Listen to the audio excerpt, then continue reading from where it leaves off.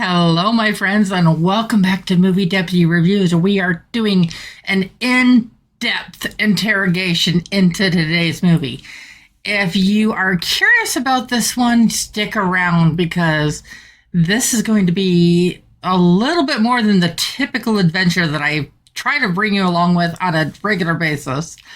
Today we are talking about a movie that is definitely not safe for the littles. This one is getting a guilty rating through and through. I would not even recommend this for a lot of teenagers. I'm surprised it's only rated R and not NC-17 just for some of the content. So yes, this one is getting a guilty rating. So this is one you've been wanting to see and you are fans of Mary Shelley's Frankenstein. This is an adventure unlike anything you've seen before. You know the stories of Frankenstein, by the way, which I highly recommend the new Netflix one, by the way, if you are a fan of the Frankenstein story as a whole. But it has nothing to do with this. They're not connected at all. But this is Frankenstein, Bride of Frankenstein meets Bonnie and Clyde with The Godfather. You're going, what? It's okay. That's what my brain was doing too. My brain, I try not to watch a lot of the trailers except for the ones that just kind of play before the movie. I don't go out searching and look up a bunch of the trailers and stuff before I watch the movies because honestly, it can really skew what you expect. And I'm really glad I didn't for this one. And you know me, no spoilers ever. I'm not going to spoil anything, not even anything close to spoilers. So if you hate spoilers as much as I do, and this is a movie you're interested in, definitely stick around because this is an adventure from the beginning to the end. And it's not going to be what you expect at all. So let's jump in with the trailer. And then, of course, I'm going to be back and talk to you more about the movie.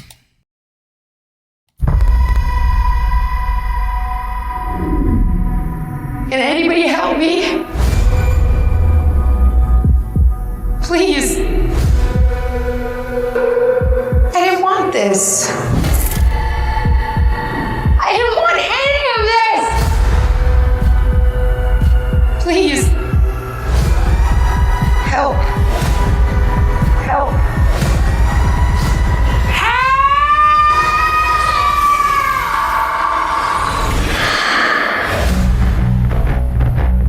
What happened? You had an accident. That's one way to put it.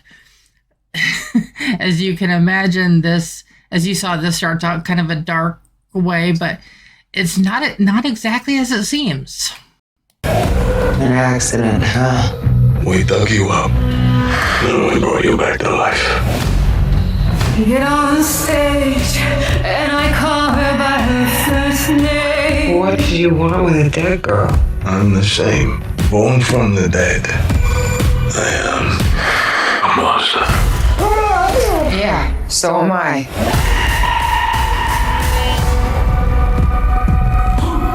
This world is a black hole. The corrupt are going to see life is here and it's coming to you from the monsters. Yes! Yes! Everybody dance! Everybody sing! Everybody move! Please don't hurt me, please. I'm sorry. What are you sorry for? Did you do something wrong? Something you thought you might get away with?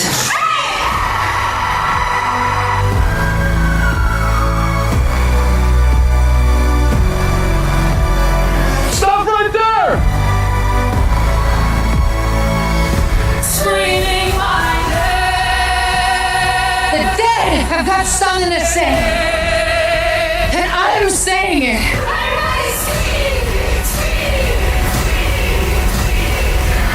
The bride of Frankenstein.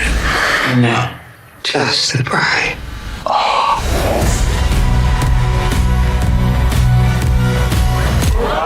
Scared? You should be. This one, I'm just watching this again, and I just literally just watched this. And the goosebumps that I'm getting from even just watching the trailer again are just wow. I want to share with you what I did for the podcast image before I get too far into the story. So this is the poster.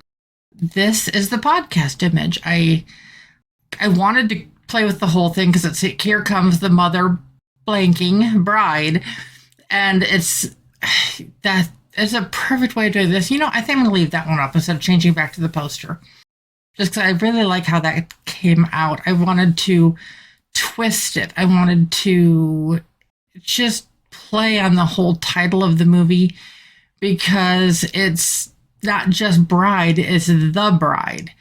And we think of Bride of Frankenstein, and she's different than that because she's the bride. And you may be thinking, okay, but what? You start with a psyche that is broken, and it's open to possession of sorts. The first thing that we start with is Mary Shelley. And it talks a little bit about that back in 1818 that she wrote Frankenstein on a dare. Now, is that true? I don't know. But it's an interesting theory, at least. And she's always wanted to be able to express more of the story than what she could tell and more than what she could do. Because back then women were seen as less than in a lot of ways. So some people still do. But in this one, we really get to see the darkness of Mary Shelley come out through Maggie Gyllenhaal's eyes as a sort of this one. If you didn't catch that in the trailer, this is a film by Maggie Gyllenhaal. I'm going to totally mispronounce that. And it's intense in everything that it is, because you see this broken young girl, this broken psyche, and we see how she dies. Obviously, she has to die to become the bride. And what happens with that? But how does Frankenstein come into play? Well, he goes to see the doctor, or a doctor, because he wants to fill a missing piece, and he needs her help to do so. So I'm not going to fill in some of those blanks because that would be kind of a major spoiler for this. And so that's why I paused on that. I'm like, okay, I can't really say that because that would give a big part of the plot away. Now, if you caught on to the little hints in the trailer, you'd know probably what I was hinting to. But if not, you'll be surprised when you watch the movie. And throughout the story, we see Frankenstein and we see Penelope and we see their relationship grow. Because when Ida/Penelope is brought back to life, she has no memory from what she was previously. And so they become a very Bonnie and Clyde type-ish duo. And he is obsessed with this actor. And so he goes to see these movies all the time back in the black and white era. And it's just, he's obsessed with these romances that have these dance scenes. And there's this big dance, and you may be thinking, wait, you're getting off track. It's like, no, actually, I'm not. I'm not actually getting off track with this at all. It sounds confusing, and it's very dark. It's very gory. It's very gruesome. Some of the scenes, they're just, if you are sensitive or have sensitive sensibilities, you are going to have to turn away at many scenes in this movie. It's going to be grotesque and it's going to be hard to watch at times. But there's other scenes, and the story itself, there is so much beauty in a really messed up way. If you're familiar with the deputy scale, you know there's different things that I judge on. I look at the story, I look at the plot, I look at how well it's told. I look for the big plot holes. And mind you, there are some pieces of plot holes in this one. There really are.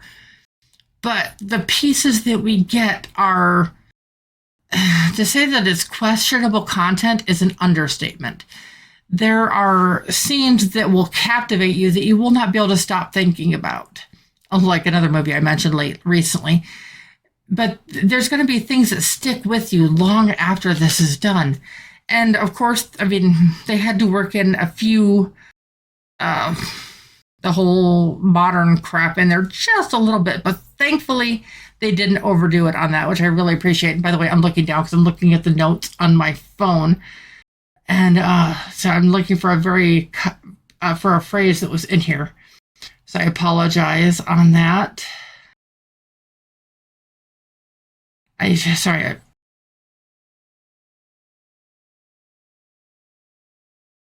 I'm having a really hard time finding that. So, there was a funny joke. I almost forgot about that. Do you know what you need to open a tight little oyster? A little mussel. That was kind of a cute little joke. And here we go. Resistance to tyranny is obedience to God. That's what I was looking for. So sorry about the long thing there, but as you can see, I take pretty extensive notes throughout the movie. And if you want to pause that and try to zoom in on my phone, you're more than welcome. There's no spoilers or anything there. But it just has a poignance to the way that it's told. It is the story of Frankenstein and the Bride of Frankenstein as we've never seen it before.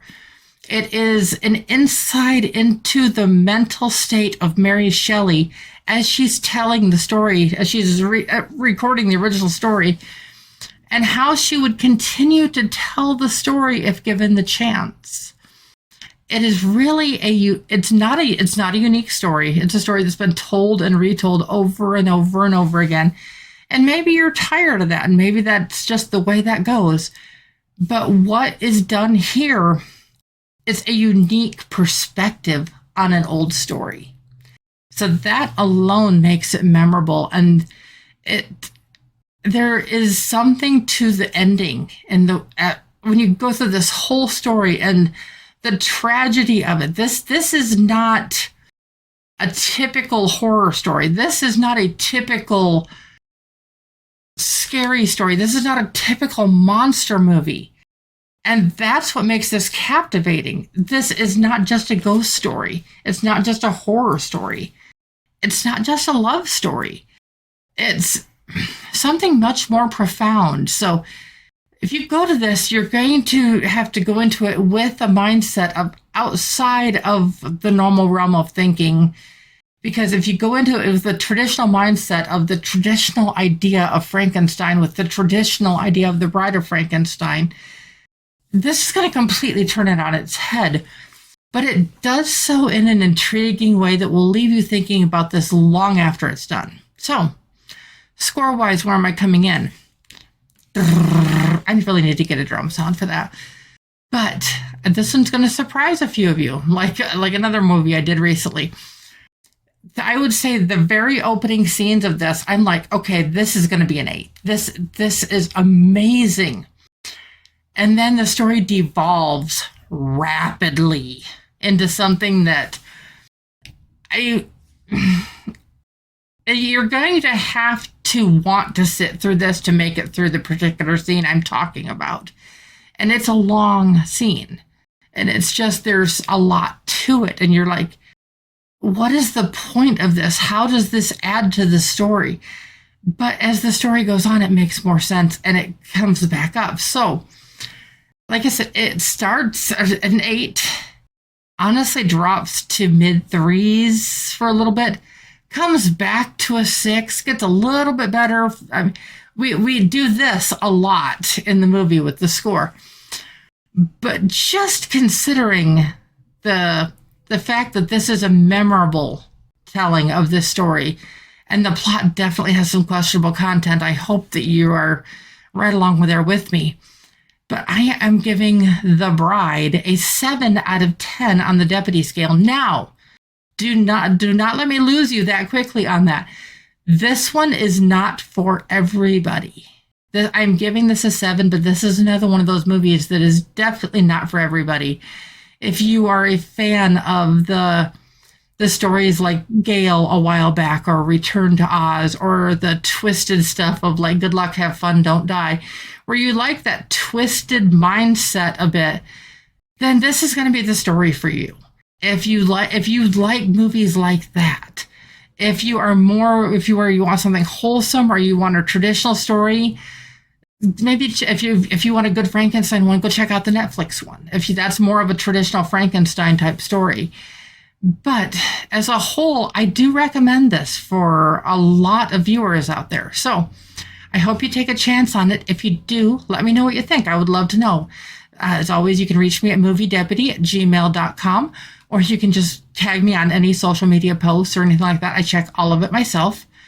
But as always, I will be back soon with another movie for you. But I hope you've enjoyed this adventure. Please subscribe and turn on that notification button to get the latest and the greatest Movie Deputy content.